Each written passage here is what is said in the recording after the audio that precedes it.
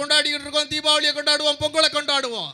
ஆனால் பெண்கள் மாதர்குல மாணிக்கங்களுக்கு மட்டுமே ஒரு சிறப்பான ஒரு பண்டிகை இருக்கும், விழா இருக்கும், நிகழ்வு இருக்கும். அதுதான் வளைகாப்பு.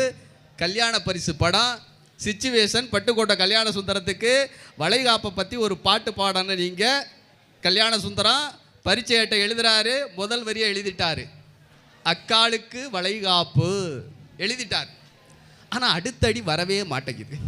உட்கார்ந்து யோசிக்கிறாரு. குறுக்கை மறுக்கையும் அவர் மனைவி கௌரவமாக நடந்து போயிட்டே இருந்தாங்க.